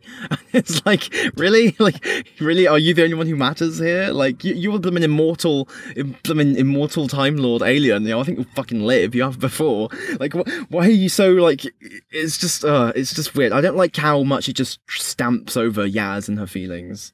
Am I unclear on the whole threat to the Doctor from what Time told her at the end of Flux? Because is the Doctor thinking she's going to like die for good, or is she just scared about regenerating? This is important for the next thing I'm going to say. What's the actual issue here? What's going to happen to the Doctor? What does she think is going to happen? I think it's explicitly supposed to be about that she's going to regenerate, but that gets kind of parlayed in this episode into a general kind of curse the Time Lords, things aren't going to be the same, whatever. And also, I guess the implicit kind of meta aspect that Yaz is going to leave because it's the end of the Chibnall era. So it's like, it's not actually a coherent thing, but it's just all floating around. I feel like something being unquestioned here, though, is the implication that the next Doctor won't like Yaz? Quite possibly. Why would that be the case? The 9th and the 10th Doctors both like Rose. Is it just like, well, it's so unquestioned that I don't know what to think. Is it like the Doctor thinking my personality is going to be so different, I won't like Yaz? Does the Doctor not like Yaz now and no, it's not going to change? Like, I don't quite understand the mechanics of what she's saying to Yaz here. I don't have an in-universe explanation, but it's so written like Chibnall's just tidying it all up because his era's over. Yeah. And that is like just having this negative impact on the entire relationship. It's like, well, what, this doesn't really make sense. It's like, yeah, well, it's because it's working around these self-imposed constraints of setting up a relationship in the last 3 episodes of your run and then having to not commit to it. And so you just have these weird nothing conversations on a beach that aren't about anything. There's a great scene in that Richard Curtis time travel movie about time where the dorky main guy is like flirting with Margot Robbie's character over like a summer or something, and then on the last day he goes there and he's like, oh, you know, I really like you, could, you know, something happen between us? And she lets him down gently by like saying, oh, if you'd approached me on the first day of our summer together, I would have said yes. Alas, you know, our time together is over. And he's like, oh, okay, that's, you know, very sad, fair enough. And then he uses his time travel powers to go back and like do what she suggested. And then her character lets him down by saying, oh, how about we see how we go for the whole summer together? Then on the last day together, I'll see what I think. And he realizes that the particulars of how she's letting him down don't matter. She's just politely letting him down, and she's going to say anything to let him down. And I completely get that vibe with how the Doctor talks to Yaz here, where it's like the specifics of what she's saying don't really matter. It's just like she's going to channel this rejection into however she can phrase it. I was a different man back then. I can't do this now. Or, oh, it'll hurt me. Or I'm going to regenerate. You know, it's like, it just feels so much like an insincere rejection to me, rather than an actual like Toby Whithouse Dr. Angst thing. Oh, it's the curse of the Time Lords that I can't ever. I don't get that vibe. I get the I'm trying to nicely say no to this person vibe. I think the trouble is, like, when the Doctor says stuff like, oh, Yaz, you're one of the greatest people I've ever met. Like, obviously, because we've actually watched the show, we take that as totally insincere, like, garbage and nonsense, and because it's so shallow, and because the relationship has been so, like, flimsy over the course of the run. But, like, when Chib and co write lines like that in, like, I think they're meant to be taken they're meant to be taken kind of sincerely. Like, when the Doctor says, oh, we can't have a universe without Yaz. Like, she's been saying stuff like that since Series 11, right? And it's like, well, and that's meant to be some sort of actual bond or relationship that they have. Otherwise, you know, none of it makes any sense. So it's like, it doesn't play right, or doesn't like come off like realistically or humanly very well. But I think in terms of what they're trying to convey, I think they're trying to convey the Doctor is sincere somehow, but it's just that of course the characters are so crap that it just can never work. Anyone listening to this, seriously, please comment, because I'm really interested to know how sincere do you find the Doctor's letdowns of Yaz here? Because I think this is really interesting that this is open to multiple readings. I really want to know what people besides us three think in terms of to what extent is this a rejection, or is she being like totally on the level, or is she like being insincere? I think this is a really interesting question. I think my boring response is that I think it's sincere purely because I don't think that this era's writing has been conducive to any sort of like ulterior motives that characters ever have. Things are just surface level all the time. So there's no real reason to assume that like it would be different for this. Even in that, I mean, when the episode invokes River, like it's giving the viewer the tools to interpret it insincerely, if you ask me. It's saying, I can never attach myself to someone. I had a wife I attached myself to for over 2 decades. You know, like, I feel like even if Jodie isn't trying to play it this way, the episode's giving you an allowance to read it like that. Yeah, no, that's fair. But then again, we that's the same as the like killing the sea devils thing. It's like, oh, killing the sea devils is bad. Dan killing the sea devils is funny. Yeah. It feels like lots of this episode and lots of this era are just like compartmentalized, where like you're not supposed to apply the logic of one scene to another. Everything just exists like as it is in that moment. When it comes to like Yaz, I get a sense that maybe a kind of, on Chibnall's part, maybe a certain degree of contempt towards like the whole idea of like Thasmin and like and Yaz actually, and Yaz's feelings actually being reciprocated or whatever. In the same sense that frequently on the show, Chib has kind of made this weird kind of spectacle out of the Doctor's pacifism and different elements of the show like that. Like the idea of Doctor-companion romance is getting this weird short shrift, which leads to him throwing in like references to River and stuff, and just to like supposedly writing the Doctor as sincere, but like subtextually it comes off as just so like contemptuous of the idea that Yaz could ever matter. Like there's just this weird, like not quite explicit, like vibe, like this is like unpleasant like attitude towards it all, which I think is really awkward considering how sensitive of a matter like Thasmin and queer representation is like with the show and the fan base. Well, I think even if we don't agree on whether the Doctor is sincere or not, I think we can agree that the excuse the Doctor gives in terms of, well, it will be temporary, therefore we shouldn't do it, I think we can agree that's not a very good excuse. Like, or not a very philosophically sound excuse, one way or the other. Least romantic thing in the world. That it's temporary, so let's just not change anything. Let's. Oh, and then the wish at the end. It's like, oh man, like we're in this terrible situation. I wish it was like this forever. I wish you were friend zoned with me forever. She's so selfish. Like Yaz is yearning here. Tone deaf. Like Yaz isn't in a happy state that the Doctor is just like leading them on, and the Doctor's like, let's preserve this status quo forever. But Yaz isn't happy. The Doctor's saying, I get hurt if I commit, so let's keep it like now. And the greatest person she's ever met, Yaz, is being hurt by being like spurned. But let's keep it like this because I'm more comfortable like this. It's just selfishness. Amanda plays it as like Yaz is genuinely distressed at hearing that wish. Yeah.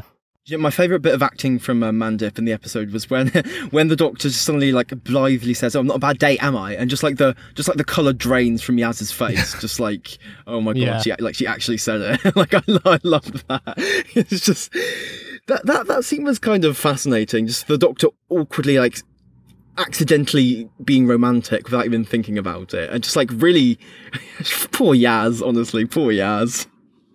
Yaz's kind of subordinate nature to the Doctor, it's like her character will get undercut by whatever needs the Doctor has, like in a scene, as a character, or like in terms of the character's own interiority.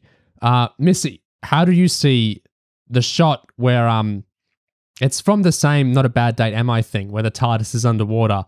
Why is Yaz freaked out by the TARDIS being underwater there? Oh, Yaz is freaked out in the TARDIS being underwater there because she needs to set up the reveal of the beautiful underwater scene. So does it make any sense for Yaz, a companion of so many years? Zero sense. The TARDIS can exist underwater? Like my mind has been forever blown. How can the TARDIS exist underwater? It makes zero sense. But like I was saying about how the Chibera, like every scene is compartmentalized and exists in its own world, Yaz in that moment is playing the role of setting up that shot. So she has to say, oh my gosh, we can't open the doors. So the Doctor can be like, oh yes, we can. Boom. Beautiful ocean shot. And Yaz can become Yaz again so that they can have the awkward romance thing. And then they say oxygen bubble at the same time. Yeah, because she's Yaz again. Didn't Resolution open with the Yaz and the Doctor and the other two being like outside the TARDIS doors in space, visiting like a bunch of different fireworks in space? Like, but you see, space is different to water. So. I have to wonder if that bit of like Yaz is like not knowing what's going to happen when the Doctor opens the doors. Like, I wonder. Obviously, it's just speculation. Like, you wonder like which writer maybe did that. Was that maybe on the part of like, because we know the original drafts of the story were by a new writer, and then Chibnall did the final draft. Like, maybe if someone who didn't know anything about the Doctor or Yaz, I'm just blowing in for their first script, maybe might write something like that in if they didn't like think to like check whether Yaz would know this. But then it could also be something Chib would throw in just because he's not thinking. Like, you can't really make conclusions at this point, can you? We should talk more about the writing. I know you've brought that up. So the episode written by Ella Road and Chris Chibnall, like it says on the title card, the specifics of how that worked, and I'm reading from Doctor Who Magazine 576, is, in the words of Ella Road, the co-writer, I did the first 3 drafts, and then I handed over my final draft to Chris Chibnall, who did a big kind of cleanup. It was such a quick turnaround.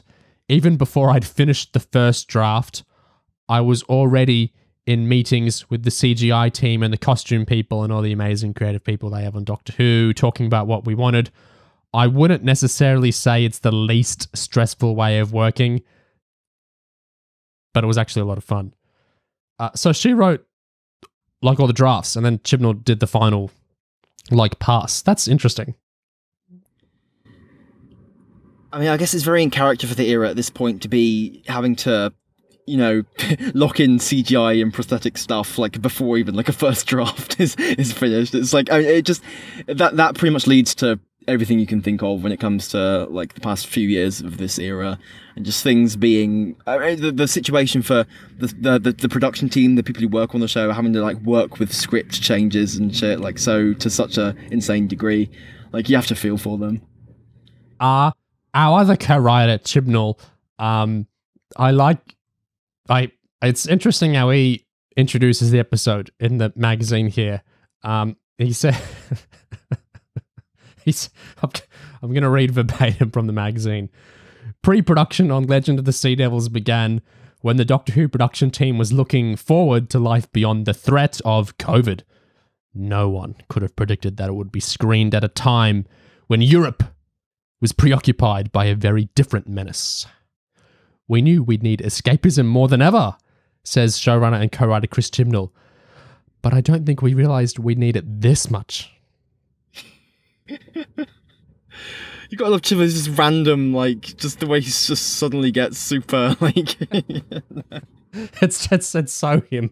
The episode has nothing to do with it, and he just has to lead into it that way.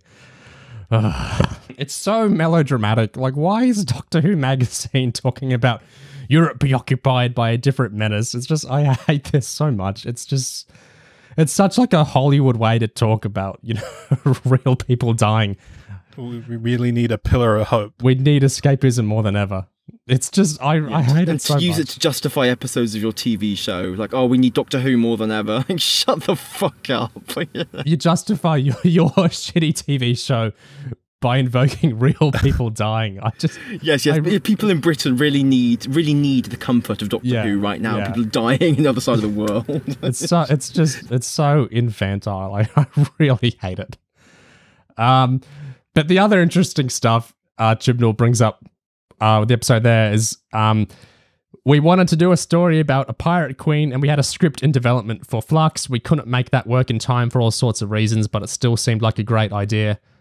Well, that's interesting. We wanted to do a story about a pirate queen, but he doesn't name her specifically. Maybe my idea that she was just kind of, her name just applied to a generic role later is true. I seem to recall, didn't Ella Road say that she came up with the specific, like, pirate queen to actually write it about? Yeah. There was something like that, wasn't there?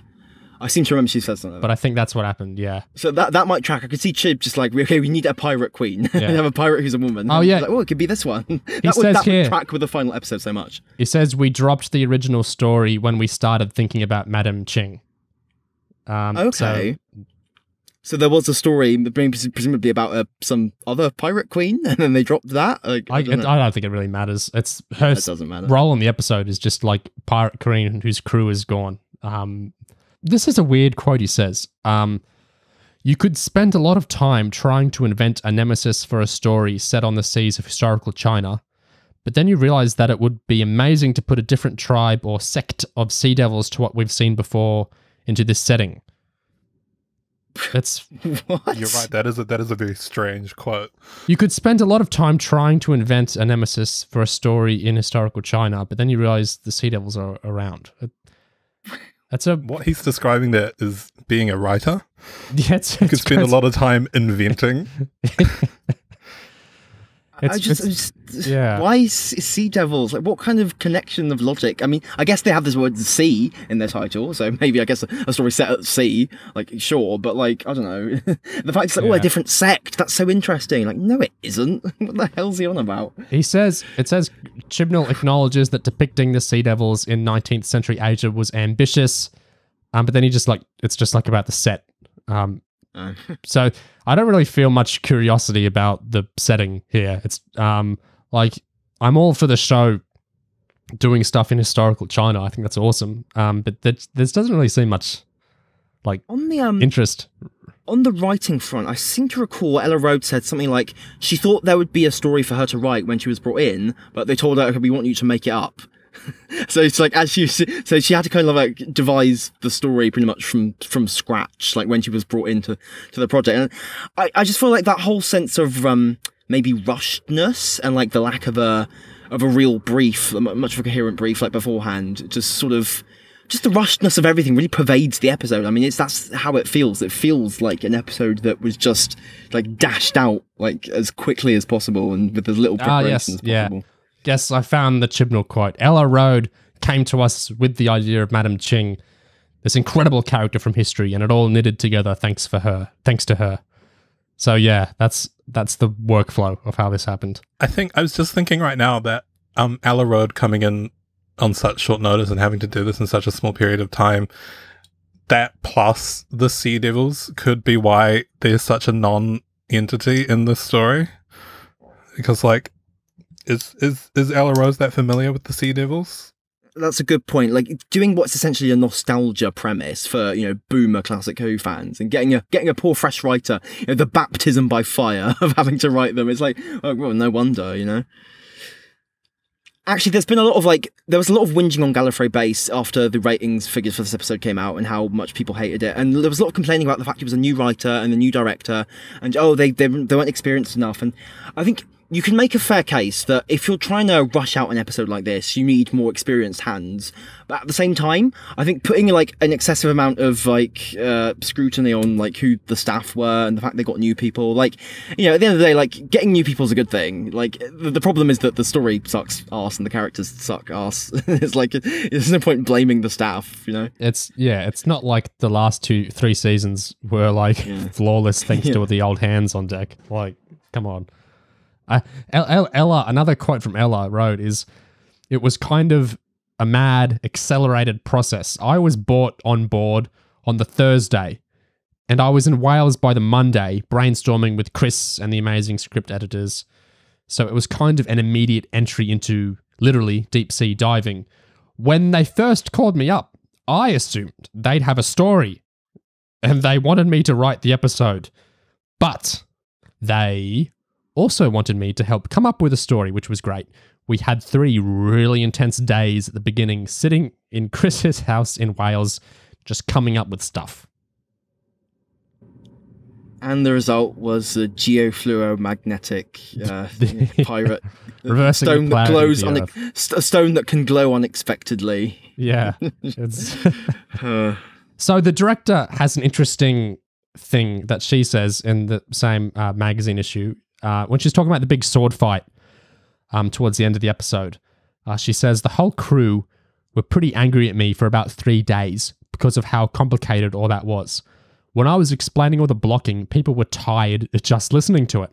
The actors hadn't had much time for rehearsal. And in the script, it's quite freely written. It's just, quote, they fight and they end up here, end quote. So we had to figure it out as we went along. Yeah, that tracks. But that was great fun, having the freedom to choreograph the whole thing. We were exhausted by the end of it, but hopefully people will think it was worth it. Yeah, unfortunately, that just sounds like example 7 billion of the Chib era, like not having time to do stuff and Chaos and Cardiff and all that. Yeah. Yeah, it's the whole thing of like, oh, we have a Doctor Who budget and no time. Let's do a gigantic like sword fight with a load of people. Like, I mean, who the hell is watching Doctor Who and actually wants his bloody action scenes all over the place? Like, come on. Like, I mean, maybe you can get away with it if it's like 2 actors, you know, Tennant sword fighting the blooming Sycorax or whatever. But like, you know, it always turns into such a like clusterfuck. Like, even when Moffat was doing it in like Day of the Moon, the blooming gunfight scene with the river and the silence, it's like it's all over the place. Like, these scenes are not what people come to Doctor Who for. I refuse to believe it. You know, I really have such, yeah, I don't know. The reused shot where we're like below the Sea Devil who's swiping the sword, I felt like I was being hypnotized in the village scene towards the start of the episode where we get like over a dozen of like the same type of shot. It's an ambitious sequence, the one toward the end. Like, it totally is. And I admire that it's not all from like the one angle or anything. Like, the director is trying to get a bit of coverage there. But something about the Sea Devils and a lot of things really just didn't quite cohere right. Do you guys feel this or Orphan 55 was the bigger production like mess in terms of how it comes across on screen? Because I'm not sure. I've seen comparisons, but I feel like Orphan 55 was a bit more like like we don't see. Like, this episode has loads of that too, with the Doctor just kind of going Geronimo and then she's on the other ship. But like, it doesn't feel quite Orphan 55 level. I think this feels more shambolic overall with the writing being a mess, but Orphan 55 feels more shambolic visually because it's really obvious how the dregs are incorporated, not with, you know, other people. Like, I think it's more obvious visually that something went weird and wrong there. I agree. But saying that, the Sea Devils' faces are obviously not what was... I don't think you need a leak or anything to say that that can't have been what they wanted. The way the Sea Devils' faces stretch around and their amulets move, and so they're kind of talking like... They're not really like tangibly talking. Like, this was no one's first choice, surely.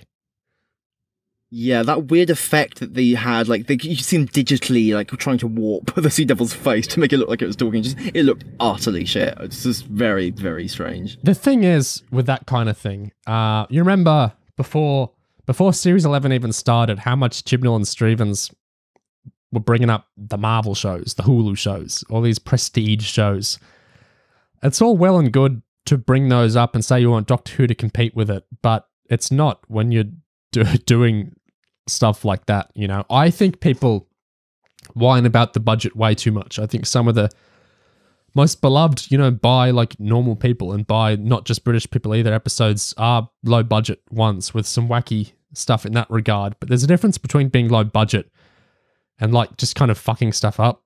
Like, those Sea Devils, the money didn't have to be spent that way. Something clearly went wrong to have to be digitally moving their faces like that. It looks bad in a way that, you know, like, think of Rings of Akaten. They don't have the budget that Star Wars does to do those prosthetics and those alien heads. So they mightn't look as swish as Star Wars gets to do when J.J. Abrams orders certain alien heads or whatever. But they all look like they're achieving what they want to achieve. You know, like, they've got alien heads and they're moving like the way you'd expect the alien heads to move. Actual actors are moving them. When you've got like a digital little stretch around the Sea Devil's mouth, it looks like a fan film because it looks like nobody's first choice was for it to work that way.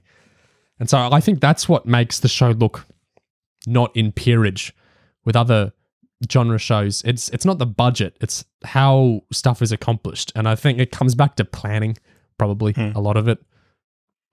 Like, the drag costumes, I don't think are the issue. It's that the drags clearly aren't in shot with the other characters a lot of the time, and the episode is really choppily edited. That's the thing that makes it not stand in peerage with other shows, I think. It's not. People kind of conflate this with budget, and I don't think it's exactly the same thing. I think it's more, is an episode achieving what it looks like it's trying to visually achieve? And it can do that with a small budget. But if you get over ambitious or you don't plan enough or something, you get this nonsense like digitally stretching a mask like that. And it doesn't look right. And it doesn't look right because the prosthetic is cheap or anything. It doesn't look right because Nobody wants to be digitally stretching a snarl onto a face. It's not what's done. It looks really weird. I guess at the same time, when it comes to the Sea Devils and this whole episode, there's a degree that no one really cared about making it come across as good, like by the end, because the sort of people who'd be like thrilled by the return of the Sea Devils, who have been like hankering at the bit for a Sea Devil's return for years now, they're just not going to care. And I guess because this is Chibnall's penultimate episode and he's already on the way out and RTD2 is already locked in, like no one on production side's going to care. No one's on the BBC side's going to care. No one cares. Yeah. And this is how we get TV like this. No one cares. Yeah.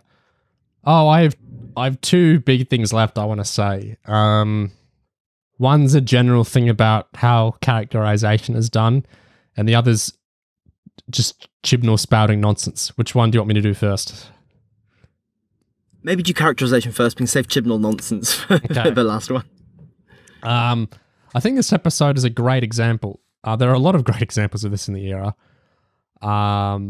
Resolution's a really good one, in particular, of the kind of approach to writing so often in this era is so bad in that what it does is, a really good story, you might say, a lot of people will think, is when there's a kind of unity of purpose and like the action scenes inform the character scenes, which inform the thematics, and it's all like kind of linked together. Like in a lots of movies and TV are great with this. Like Chibnall used to bring up Westworld in 2018 when he was talking about other great shows. I think of the action scene like in the first episode of Westworld, and that's not just like, oh, it's an action scene. It's telling you a lot about the world, and so it's telling you a lot about the characters and how that action scene is functioning and how it's being directed. It's saying a lot about what the show is and what it's doing. It's not like, here's our action episode, here's our action scene, and then later we do our character scene with Dolores or whatever. No, it's connected. The action scene is telling you something about the characters. You remember in Resolution when there's the Dalek plot, and then we cut, and Ryan and his dad are just talking, and it's completely disconnected from everything, but they're having a sit-down character scene? Yeah. Here, it's like when the Doctor and Yaz talk, it's not really connected to anything to do with the Sea Devils or anything to do with anything. It's just like a kind of independent follow-up on the Eve of the Daleks, Thasmin stuff.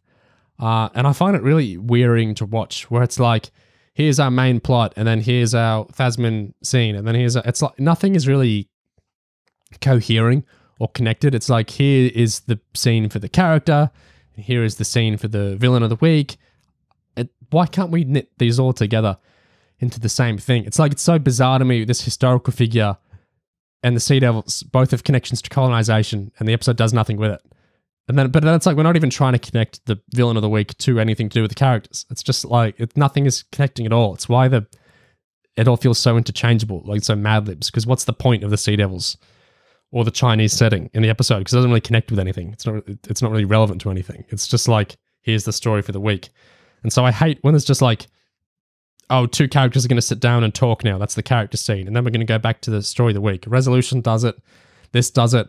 I think it's really poor writing.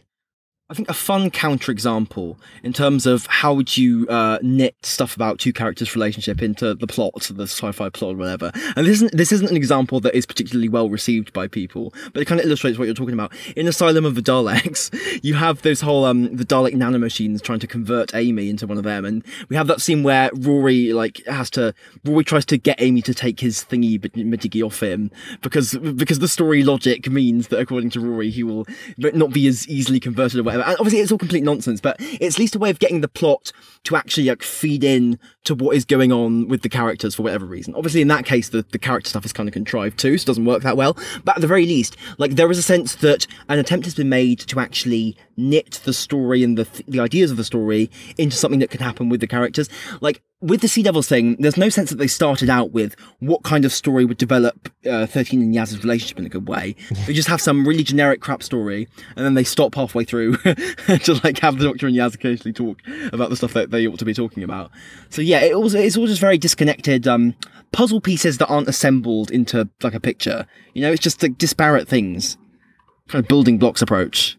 If someone was more generous than me, they could suggest that some subset of fans who complain about, oh, this era is so on the nose or whatever, are maybe identifying this kind of intangible detail of how the era just kind of cleaves. Like, here's the scene about X and here's the scene about Y, and we don't really connect, you know, the premise of an episode with the character scenes. It's all just kind of its own thing. If you're more generous than me, you could suggest some people pick that up and then express that through, oh, the era is so didactic or whatever. Well, it doesn't help that, like, when the era does decide to get didactic, which, like, it rarely does, like, but an episode, and it's like 55, like, it does, honest to God, feel so disconnected and just random. Yeah. Like, at the end of that episode, they're just giving that speech, and she just doesn't even finish her sentence, like, or, and just cut to the drag yelling at the screen. It's like, yeah, again, the problem is not being didactic, really. The problem is just being, like, incoherent and just not, like, really knitted together at all. But yeah. Are you ready for some Chibnall talk? Hell yeah. Okay, a recent Chibnall interview has some interesting stuff in it. We should capture while we're in this pre-centenary, very briefly post-Sea Devils era. So I'll just read out a few things he said in this interview, react to whatever you want to. That we made Doctor Who at all during the past 2 years is a miracle, admits Chibnall. There was a point around April-May 2020 where it looked like we'd have to call it a day after 2 series. If we hadn't already planned to leave after Series 3, that is 13, there's no way I'd be staying on now after going through that experience. yeah. Unfortunately, they really overcame just a bit too much. You know, they fought hard. They overcame the despair of COVID. You know, it must have been all that lockdown Who motivating them to keep fighting on. Maybe Farewell Sarah Jane influenced the trailer we got at the end of this episode. Who knows? This is interesting because I think this might be the first time we know this. He says regarding Eve of the Daleks, we had to ditch our original idea, and I had to write a new script in just over a week. You can't just go, right, we've got the series and then we'll do the specials. You're constantly on this treadmill. It's kind of interesting, like, to hear like that the specific period of time. Like, obviously RTD has had his, like, rushing to the finish. When he writes an episode in 3 days, you get Last of the Time Lords. When well, I'll just leave that hanging. But yeah, I guess that tracks with Eve. Certainly, it's a kind of episode you could write very quickly. I know we're not big ratings guys. Of course, this episode did get lower ratings than a repeat of Antiques Roadshow. And so regarding that sort of thing, ratings and whatnot, in this interview, Chibnall says, well, the article says, asked how much consideration Chibnall gives to fandom, Chibnall is blunt. Chibnall says, absolute 0. That was the advice from both Russell and Stephen. Chibnall had a vision for a 3-series arc and delivered it. Any other worries, such as whether Doctor Who's weekly release pattern is an outlier in the streaming age, is above Chibnall's pay grade. I don't really care that much about not paying attention to the fandom stuff, because like he says, Russell and Stephen said it as well. But I understand why that would incense some people. I think it's interesting that when he talks about not giving consideration to the fandom, like, well, he does his own fan wank enough. Like, it's sort of like, like it barely makes a difference. You know, it's some weird paradigm of fandom that he is actually responding to, but one that exists in his own brain, where Morbius doctors and let's bring back Ace and Tegan and to have them shoot guns and shit. There's some weird concept of fandom that I think he is very concerned with, but it's just not the one that exists, like, in the present day. This is the most interesting bit of the interview to me. Chibnall says, remember, so Chibnall brought up Marvel and Netflix shows and all that sort of stuff in the pre-Series 11 promo run all the time. So it's interesting what he says here. He says, unlike all those Marvel shows and films, Doctor Who never ends with a punch. That's still an incredible thing. So some of that pacifism I wonder if Strevens would agree, since he was one like pushing the Marvel and Hulu Netflix stuff back in the day. But yeah, I guess it's maybe mildly heartening to hear that he still like sees some sort of difference between Doctor Who and the other shit. But at the same time, in Chibnall Who, it doesn't end with a punch. It ends with someone sacrificing themselves for the Doctor to run away. So is that really that different? I don't know. I have no idea if this is a hot or cold take in the fandom or whatever subset of fandom these days. But I don't really... The intermittent pacifism of the Doctor isn't like a huge thing to me. The very similar thing which does appeal to me is the general like intellectualism of the Doctor. The idea that the Doctor succeeds with their mind over brawn does appeal to me, but the idea that they just don't succeed with brawn appeals to me less, if that makes sense. Like the Moffat, Stephen Moffat has a good quote about, it's that really sickeningly sweet quote. He has like, instead of a gun, they gave him a screwdriver. Instead of a blah, blah, blah, they gave him a thing. And that's kind of nice to me because it's like framing the Doctor's like an engineer or a scientist rather than like a special agent or like a warrior. And that appeals to me. But I think there's a slightly separate or slightly kind of diminished version of that, which is just that it's good that the Doctor never does violence, or that Doctor doesn't do violence much. And I don't care about that so much, because I think there's some really compelling moments of the Doctor doing violence. The whole Time War thing, part of the show's backstory for years was obviously entirely predicated on that. And I hate that wank about, we never used the weapon. Like, it's just weird. It's this war abstraction stuff I don't like from Moffat. It's like, we want the juice of, he was in a war, but we don't actually want that he hurt anyone. So he didn't use a weapon, but he was, I think that's a cop-out. But Thin Ice, for example, is a really cool example of the Doctor using violence, and there's all sorts of examples across Classic Who and some New Who of, it's interesting when the Doctor resorts to violence. Like, I don't think it is part of the show, and I don't think it should be anyway, like this completely off-limits thing, because the Doctor isn't a 100% pacifist. That's what's interesting, is that it's sometimes contested or not done. But yeah, do you know what I mean? There's a kind of a difference between the intellectualism of the Doctor in the show and the pacifism of the Doctor in the show. I feel like they're slightly different ideas. I think what does kind of hold true across whatever interpretation of the show you're going with is that the show is better at doing stuff with dialogue than fight scenes. So no matter what interpretation you're putting of the Doctor's character, like the show usually tends to work better when you're focusing on like stuff between characters, the Doctor having some clever solution or whatever, people talking to each other, or maybe the Doctor doing something clever, rather than like the villain gets like... I mean, there is one very famous instance of the villain getting punched in the face resolving the story, and that's a beloved serial by Douglas Adams. But it's not like that's more of a gag, it's like it's not some sort of big action fest where the characters are amazing, like martial arts and shit. Like it's not that kind of show, and you can see how it's distinct from maybe a lot of the like Marvel superhero stuff in that sense. But like at the same time, fans can be very twee about fetishizing the non-violence aspect. I feel like no one is gonna like say the great thing about Columbo is that he never lifted his hand. They're gonna say the great thing about Columbo is that he's really smart. And the way he deduces things is so cool, and the way he manipulates and figures stuff out is so cool. And I feel like it's kind of blinkered to go, it's so cool that he doesn't punch people. I feel it's a kind of similar thing with Doctor Who, where the great thing to me is the smarts of the character, and that they try and solve things through being smart or manipulative or deductive. And that interests me more than just this idea of they never poke people, they never punch people, especially because they do. So it feels like kind of a foregone thing to me anyway. The next thing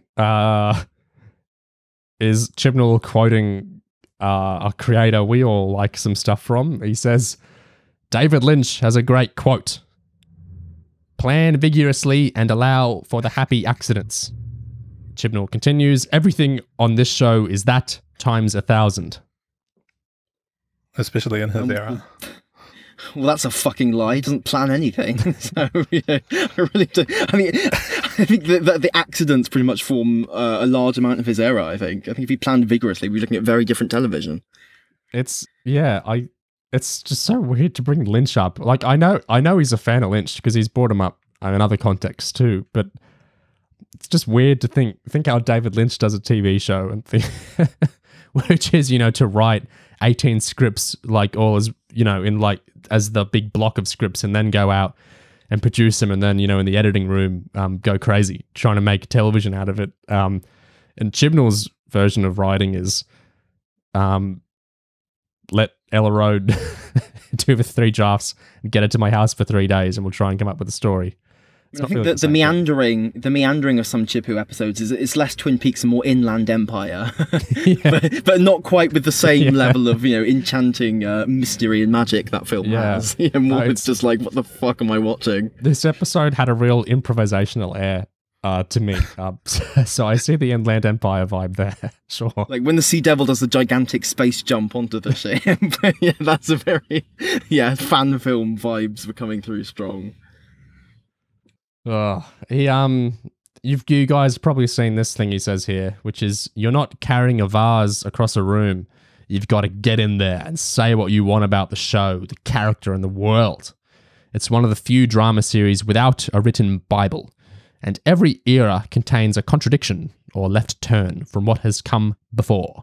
Any future showrunner will ignore it or run with it. And then he goes, I fully expect Russell to ignore it. Presumably in reference to his timeless stuff, I guess, is the contradictions or he's talking about. I mean, at the end of the day, you can talk about Russell ignoring it, but by the last episode of Flux, I mean, even he was ignoring it. Tectean never got mentioned again. So it's like, you can't, you know, like, I imagine, does he even care at this point? Like, did it ever matter to him that much, regardless of how much he might talk it up? Like, yeah, the whole you've got to get in there and do it thing really rings weirdly hollow, considering the way that, like, that stuff has been treated in the show. It's sort of just, like, picked up and then dropped again immediately, or, like, if that. I think every era is its own show, and of course, like, when you're the showrunner, you're the boss. There's no, you don't defer to anyone before you. You're the boss. Do what you want. It's your show right now. So I totally agree with him that it's not a vase. Go and do what you can do. But I'm judging him on the basis of what he's done, which is, you know, like, the Timeless Children isn't bad because it contradicts Hellbent or whatever. It's bad because, you know, most of it is the Doctor getting speechified to while she's stuck in hula hoops. You know what I mean? It's bad because it's just riddled with endless exposition. It's bad because of how poorly the drama is done. It's not bad because it contradicts so-and-so. Just as, you know, I feel like that's a really, it's like a little sleuthy move. It's like to conflate, the criticism is about, it's different. Like, RTD1's era wasn't bad because it was different from Classic Who. It was bad because... Wait, where was it? Sorry? No, go on. That one got away from you, I think. I got away from me. Yep. But you know what I mean. It's what makes an era good or bad isn't how it relates to another era. It's what it's doing on its own terms, and part of that is going to be relating to another era. But it's not like Series 5 is good because it's like an RTD series in structure. It's good because it's very lyrical. It's got a lot of stuff it does really well, and so on. That said, I know someone could poke a hole in what I'm doing here and say, hey, but you were complaining that it brought up River and therefore Husband's a River song, but it was doing its own thing with the Doctor is now not wanting to get attached to someone. But that's because no era has to bring up another era. Like, that's something I love about Series 11 sincerely, is that it's so enclosed to itself and it's not bringing up other stuff. Because there's so much endless Doctor Who that if you start bringing other bits up, you're firing people's neurons to compare. Like, you bring the Master back a couple of years after Missy and people are going to compare because you've brought them back. It's the same character. Like, do what you want to do with them. But you got to be aware, just that's how continuity works. You bring something back, people are going to think of the last time it was around. So I agree with him that, you know, each era is its own and you shouldn't like just judge an era on how it relates to other ones. But at the same time, if you're making the decision to bring up comparisons to other eras yourself, well, that's part of your era, is your choice to do that. That's your choice to bring back Ace and Tegan and to get people thinking about the or the Great Tegan episodes, or whatever, because no one made you bring them back. You've chosen to do that. That's part of what you're doing to the vase.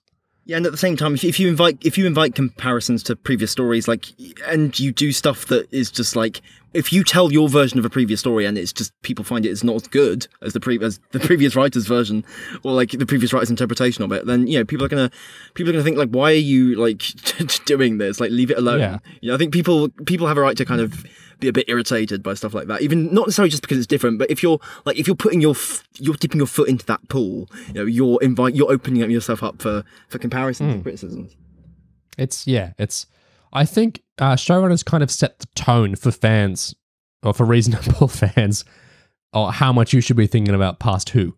So if you do a montage of the brains of Morbius, you're kind of asking for it. Is that unfair to say? Am I like blaming Chibnall there? You're kind of asking for it when you do clip shows of Classic Who. And I'd say the same for Moffat. Doing clip shows of Classic Who is him kind of saying, yeah, go ahead. Really think of what I'm doing in relation to other eras. I'm showing them on screen. Think about it. RTD Series 1, you're not doing any of that. He's really doing his own thing. He's like the Autons are in it, but Spearhead isn't really brought up. It's just visually kind of referenced for fans who, if you know, you know. But so the era there, RTD1 is kind of setting the tone of, hey, doing my own thing right now. Then you look at Series 7, where Moffat starts bringing in a lot more classic lore, and it's him like saying, hey, yeah, think about classic a bit more now. It's like Series 11 is saying, doing my own thing, and then Series 12 is saying, past stuff, again. So, yeah. The show tells you how to think about it, basically. The last bit of this interview, worth bringing up, is Chibnall laughs when the interviewer asks him if he'll be pitching Doctor Who stories again past his era. He says, absolutely never again, clear red line, final script. I never expected to come back after working with Stephen Moffat, really. And I turned it down a couple of times after that. I never thought I'd be offered the job, and built into that is why I wanted to keep it to a very specific 3-series thing. Well, we'll see. Honestly, we don't have much reason to trust past showrunners when they say they'll never return. Truth be told, how many times has Moffat said he's done his final story? But maybe Chibnall might be the first one to break the curse and actually stick to his word, because I feel like he's maybe that kind of guy, and maybe he doesn't have quite that level of fan worm brain that RTD and Moffat have when it comes to Doctor Who. So yeah, maybe we'll spare of him in the future. It's like he said he turned it down a few times. Moffat didn't do that. RTD fought for the show for years. This isn't a judgment at all. There's nothing wrong with turning down the show on a roll, at least for a few times. It just shows that, RTD, Moffat, Chib, all very different men, different relationships to the show. So yeah, I believe Chibnall, that he won't return, at least as a TV writer. Who knows, in a smaller context, what he might do. Maybe a novelisation of his episodes. Which novelisations would you want of Chib Who? Anything in particular? Spyfall 2, perhaps? Spyfall 2. I would love, if I could honestly choose, all of Flux in one novel. I think it would be super interesting to see him have a second crack at it. But realistically, if he did anything, I think it would be Woman Who Fell to Earth. Yeah. Which he's already wrote a bit of that. He did that Lockdown short story, like an interstitial thing of the Doctor falling. So that could be the prologue. The true story of the woman who fell to Earth. Yeah. I guess just one last little thing is that, revisiting this episode to talk about that, it made me sad. There is something really, really soul level, agonizing to seeing a story that's so half-assed, try to do stuff with his character sacrifices himself, and there's been a whole this character's father's died, and there's been a whole adventure, and it's all wrapping up, and this woman can finally see her sons again, and it's there's just and all this kind of attempted pathos and stuff.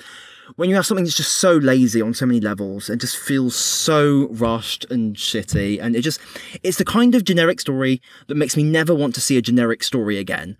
I really all of the cliches that have just been coughed up here.